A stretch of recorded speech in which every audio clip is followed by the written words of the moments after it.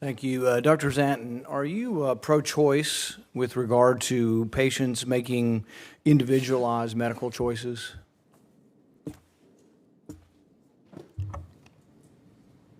Broadly, thank you, yes. Are you aware that your university doesn't allow choice with regard to vaccination, that you require all of your students to have 3 vaccines in order to be students?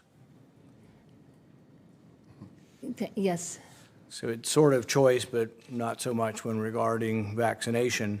Are you aware of the increased risk of myocarditis with the COVID vaccine, particularly with successive COVID vaccinations in males between the ages of 16 and 24? Senator, thank you for the question. I'm prepared to talk about the nursing crisis and that we have vaccine requirements across the board for a lot Here's the problem. If you exclude everybody from being a nurse who believes in basic immunology, you're going to include a lot of smart people who believe that you can get immunity from both vaccination as well as infection. And if you say, well, we're just not going to take the people who believe in that old-fashioned infection thing, providing immunity, we're only going to take the people who will do as they're told. I mean, do you think individuals should be treated the same when they come to the emergency room? If you got an 18-year-old with chest pain and a 68-year-old obese diabetic with chest pain, you think they get treated the same in the emergency room? There are differences based on age. We used to always make differences even on the flu vaccine. We advised it for people at risk. We've done this forever. This is the first time we've done it, and we're now doing it with an experimental vaccine, one that's not been approved. Do you think that prior infection affects your immunity? Senator, I don't make the choices about the vaccinations. That's at Johns Hopkins University. Right, but you're a leader at Johns Hopkins University, and you could well have your opinion stated. Dr. Marty McCary is there, and Dr. Marty McCary has been very active in this. He has looked at the incidence of myocarditis, and he says it's 28 times more likely to get myocarditis from the vaccine than from COVID for a particular cohort of young men. Women it also applies to, but more men than women. I assume you have men and women in your nursing program. This is a big deal, and it might affect. It affects the Marines. It affects everybody else. We finally fixed it with the Marines. We're not making them do it anymore. But the thing is you're at an institution of higher learning. We should have questions. And I know sometimes we have to do as we're told, but you're also dean of the school. You have a voice. And we should be curious about things. In Britain, France, Germany, Norway, Sweden, Denmark, they don't have university mandates on this. Some countries don't recommend it for children at all. There really is a debate and discussion. You can have an opposite debate, but if you believe in choice, when something has a debate and there's arguments on both sides, you'd give people the choice. So the CDC did a study of 1 million patients. That's a pretty big study. It's an observational study, but it's a large study. And they asked, what are the chances that you will go to the hospital? And they divided it into different groups.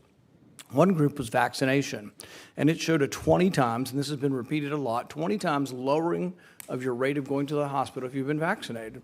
And I think most people accept that. Now, it doesn't stop transmission, so when you mandate this, you can't make any arguments about protecting other people. It's only about you at this point.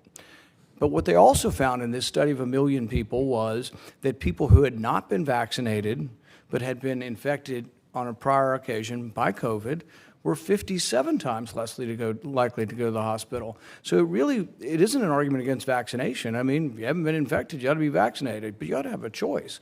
You're not giving people any choice, and actually this applies to all your universities. None of your universities, I think you all mandate 3 vaccines. And frankly, I think the literature actually shows it to be malpractice. That's why you should all have a voice in this. A large study in Israel shows that the rate of myocarditis among vaccinated is about 1 in 3,000 to 1 in 6,000. There's another study that shows it's 40 times greater, so between 28 and 40 times. And this isn't an argument against vaccination. It's an argument for thinking and understanding that people of different ages could respond differently.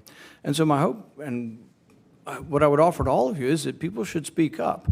We are living in a world where everybody sticks their head in the sand and says, do as you're told, take 3 vaccines. And there are people with myocarditis that are seriously ill. Currently, I mean, think about this. Here's a question. Your 15-year-old kid has had COVID, takes the vaccine, and has myocarditis enough to be hospitalized. What would you do? Would you give him another vaccine? Thank you. I will take into consideration what you've said, and I'll bring it back to Well, it's an Johns individual decision, and you ought to be able to answer, at least be honest and look backwards. The thing is the CDC says if your kids had myocarditis, got sick and went to the hospital, as soon as he gets better, give him another one.